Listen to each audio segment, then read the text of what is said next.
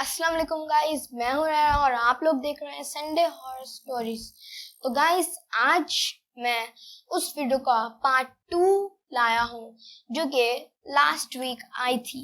तो ये उसका पार्ट 2 है जो कि उससे भी ज्यादा इंटरेस्टिंग और खौफनाक। इस वीडियो को देखकर आप लोग बहुत डरने वाले हैं और शायद आज रात सो ना सके। लेकिन आज की स्टोरी बहुत इंटरेस्टिंग है जिससे आपको मजा भी आएगा। तो चलते हैं और आप लोगों को सुनाते हैं एक हॉरर स्टोरी जो कि बहुत ज्यादा खौफनाक है। So let's get started. तो गाइस, ये स्टोरी उन्हीं फैमिली की है। तो पार्ट 2 में मैं आज आपको उसका अगला वाकया बताऊंगा जो उनके साथ आगे हुआ। जैसे कि मैंने आपको पार्ट 1 में बताया था कि उनके साथ कुछ बच्चों का वाकया हुआ था रेगिस्तान में। एक दरख्त, बहुत बच्चे थे। तो फिर वो सुबह जब उठे तो उनके रास्ते में कुछ नहीं आया और वो मक्का चले गए मक्का वो हज करने चले गए, निकल गए मतलब वहां से। तो आज मैं वहीं से शुरू करूंगा जहां पे पहले मैंने खत्म किया था। तो जब वो मक्का पहुंचे तो उन्होंने वहां पे एहराम पहना और अपना हज मुकम्मल कर लिया। हज मुकम्मल करने के बाद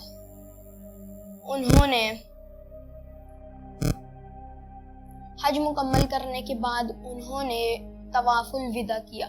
तवाफुल विदा वो होता है जब आप 7 तवाफ कर लेते हैं, हज पूरा हो जाता है, फिर आखिर में तवाफुल विदा करते हैं, जिससे हम ये करते हैं, इसलिए करते हैं कि मतलब हम अलविदा कह रहे होते हैं मक्का को कि हम अब जा रहे हैं, हमने हज कर लिया। तो ये हर हाजी पर फर्ज है और इसको तवाफुल विदा कहा जाता है। आप आखिरी तवाफ भी कह सकते हैं, पर इसका नाम तवाफुल विदा है। तो वो तवाफुल विदा कर लेते हैं। तो जब वो कर लेते हैं उसके बाद बाहर एक बाजार होता है जहां पर बहुत सारी दुकानें होती हैं। उनमें से एक दुकान के पास एक बेंच होती है ना, बेंच लगी होती है। तो वहां पे वो फैमिली बैठ जाती है। काफी सारी बेंच होती हैं, तो एक नहीं होती, काफी होती है, हर दुकान के बाहर होती है। तो वो बैठ जाते हैं। उसके बाद उनके जो बेटे थे या बेटियां भी थी, वो कहती कि हम उनको प्यास लग रही थी, तो वो कह रही थी कि हमें कुछ पानी या वो कोई बोतल पिला दे। तो उनके जो फादर थे वो चले गए दुकानों से, काफी सारी दुकान थी आसपास, उनमें से एक पानी की भी दुकान थी जहाँ से पानी लेने गए थे। तो वो पानी लेकर आने ही वाले थे कि उनका एक बेटा था, उसने अपनी अम्मी को जोर से चीख मार के कहा, अम्मी देखो जिन्नी, और ऐसे अपनी अम्मी के साथ चिपक गए। तो जब उनकी अम्मी ने उन्हें उस जिन्नी को देखा तो वो जिन्नी इंतहाई लंबी, तकरीबन 7-8 फुट की थी और वो बहुत मोटी थी। मतलब मैं उसकी मिसाल नहीं दे सकता वो कितनी मोटी थी, कि इतनी मोटी थी कि आधे लोग इस तरफ हो गए और आधे इस तरफ हो गए कि रास्ता दे दो उस जिन्नी को। वो इतनी मोटी थी वो जिन्नी। और डराने की बात ये थी, पता ये इसलिए चला कि वो जिन्नी थी क्योंकि उसका होंठ यहाँ से लेकर उसकी नाफ से नीचे तक था और जुबान भी इतनी थी। उसका होंठ इतना चौड़ा और इतना मोटा था और जुबान भी इतनी चौड़ी और इतनी मोटी थी, और वो यहाँ तक आ रही थी, नाफ से भी नीचे तक थी उसकी। इतनी खौफनाक थी वो चुड़ैल। वो मुसलमान जिन्नी ही होगी क्योंकि वो मक्का में फिर रही थी, तो वो इबादत करके निकली होगी, हज करके निकली होगी वहां से, इसलिए वो नजर आ गई वहां पे। तो जब उन्होंने दोबारा मुड़ के देखा वो जिन्नी कहाँ गई, तो वो जिन्नी एकदम गायब हो चुकी थी। और वो जिन्नी एकदम आई और एकदम गायब हो गई। किसी को नहीं पता कि वो कहां से आई, और उसके 4 दांत ऊपर वाले चपटे चपटे फुल नजर आ रहे थे, और इतना बड़ा उसका एक दांत था, एक, इतनी बड़ी थी वो।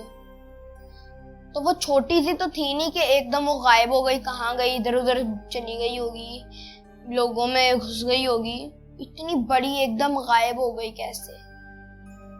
तो खैर उसके बाद वो उनके फादर आए, उन्होंने वो पानी वगैरह पिलाया, तो फिर वो निकल गए। और यहाँ पे हज करते दौरान जब उनका हज हो गया था तो बाहर वो बैठे हुए थे, तो एक वाकया हुआ था जो कि आपको मैं इस वीडियो के एंड में बताऊंगा, तो इस वीडियो को आपने एंड तक देखना है। तो उसके बाद वो मक्का से रवाना हो गए, अलविदा कह दिया मक्का को, और वो दमाम चले, और वो दमाम की तरफ रवाना हो गए अपने घर जाने के लिए। तो वो जा ही रहे थे, उनके साथ 4-5 और भी गाड़ियां थी कि एकदम एक बच्ची यहाँ से सड़क के किनारे से एकदम आगे आई बीच में, कि उन्होंने फुल गाड़ी रोक ली, और जो साथ वाले लोग थे उन्होंने भी फुल ब्रेक लगा ली, और वो लड़की एकदम वहां चल के गायब हो गई, वहां गई उस तरफ और गायब हो गई। तो फिर वो उतरे, फिर सब एक दूसरे को हैरानी से देख रहे हैं, फिर एक दूसरे से पूछा कि तुम क्यों रुके हो, यहाँ पे चलते रहते। तो सब ने एक दूसरे को जवाब दिया कि मैंने वो बच्ची देखी। फिर वो कहते हाँ मैंने भी वही बच्ची देखी, वो एकदम आ गई और वो उस तरफ चली गई और कहाँ पता नहीं गायब हो गई। तो उन्होंने फिर अस्तगफिरुल्लाह तौबा करते करते दुआएं पढ़ते पढ़ते वो चले गए आगे। तो वो दमाम पहुंच गए। तो जब दमाम पहुंच रहे थे तो सब ने उनको मुबारक दी, हज करके आए हो। तो वो जो थे उनके अब्बू वो बड़े ही परेशान थे कि एक हज में हमने बहुत बार उम्रा किए हैं, हज किए हैं, तो इस हज में हमारे साथ 3 वाकया हो गए, ये इत्तेफाक तो नहीं हो सकता। तो वो ना परेशान हो गए।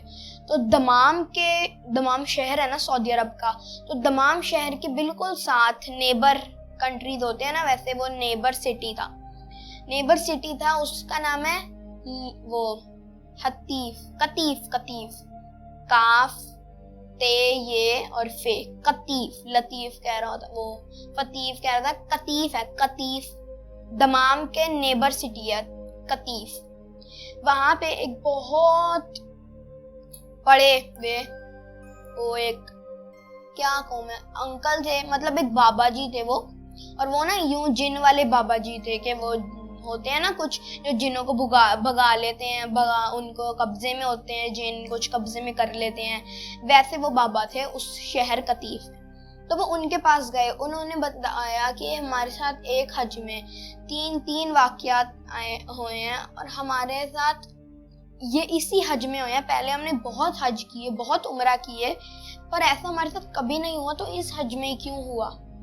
तो उन्होंने बताया अल्लाह तुम्हारा इम्तिहान ले रहा है, क्योंकि जो डरपोक लोग होते हैं जो नियत से नहीं जा रहे होते हैं, हज कर रहे हैं, बस दिखाने जा रहे होते हैं कि देखो हम हाजी हैं, हम हज किए हुए हैं, तो वो तो डर जाते हैं और वो भाग के वापस आ जाते हैं ना कि हमने नहीं हज करना यार, पता नहीं कौन से जिन है। पर वो सच्चे दिल से हज करने जा रहे थे, इसलिए वो ना किसी से डरे और ना रुके हज करने से। इसलिए उन्होंने बताया कि अल्लाह तुम्हारा इम्तिहान ले रहा था, क्योंकि अल्लाह तो जब चाहे इम्तिहान लेता है, वो तो अपने बंदों का इम्तिहान लेता रहता है। तो उन्होंने बताया ये तुम्हारा इम्तिहान ले रहा था अल्लाह। तो फिर उन्होंने उनका शुक्रिया अदा किया बाबा जी का, और फिर वो आ गए कतीफ से दोबारा दमाम आ गए। तो अब मैं आपको वो बताता हूँ कि वहाँ जब वो हज कर रहे थे तो उनके साथ क्या हुआ, जो मैंने बताना था, तो अब मैं एंड पे बता रहा हूँ जी। तो उनके साथ हुआ ये कि जब वो हज कर रहे थे तो वहां पे ना उन्हें नीचे गिरा एक बैग मिला, तकरीबन इतना सा बैग, पाउच ही था, बड़ा बैग मिला, और उसके अंदर बहुत रियाल थे, हजार के नोट रियाल के थे वहां पे। तो उनका जो छोटा बेटा था उसने कहा कि अपने अब्बू को कहा कि मैं ये उठा लूं, मैं इससे बहुत सारी चॉकलेट्स खरीदूंगा।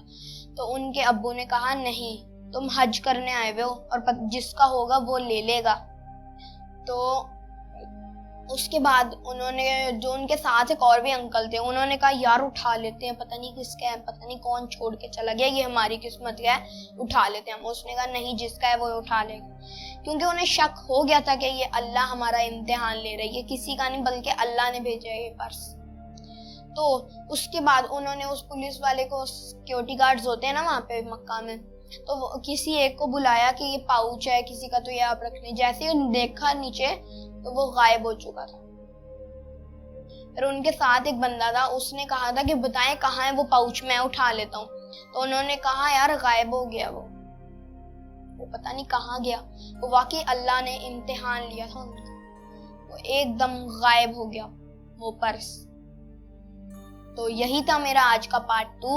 उम्मीद करता हूँ कि आप लोगों को ये अच्छा लगा होगा, और अगर अच्छा लगा तो वीडियो को लाइक करें, चैनल को सब्सक्राइब करें, और मिलते हैं नेक्स्ट वीडियो में। तब तक के लिए अल्लाह हाफिज।